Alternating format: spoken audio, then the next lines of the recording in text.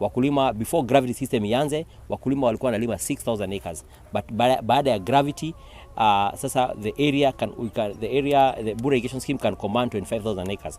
Kati ile 25,000 acres tumeelezea wakulima vile National Irrigation Authority imefanya. Leo NIA walikuwa wamekuja na certificates wapatia wakulima, lakini baada ya kujadiliana na viongozi tukasema tupatie wakulima hizo 2,000 acres baada ya kuclear that area.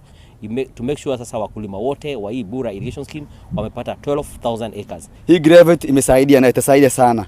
Hapo nyuma kulikuwa na shida mambo na ukosefu maji, mkulima kosa kwenda shambani, lakini kuanzia leo vile tuko kila kona, kila mahali mkulima amefurahia na amepata maji na watu wako sawa. Kulingana na investor ya sera rais walisema Bura Scheme ndio itakuwa italisha wa Kenya wengine kwa sababu tuko na ekari nyingi na wakulima wako. Nataka kuhakikisha kwamba wale investors ambao wamekuja tutawakaribisha. Moja tu tunataka kuhakikisha ni kwamba wale wakaaji ambao wako sehemu yao wasisumbuliwe na waweze kukaa, na hawa investors waweze kupewa sehemu ambaye wakaaji wanaridhia kwamba ni hapa ndio wanafaa kufanya mashamba yao.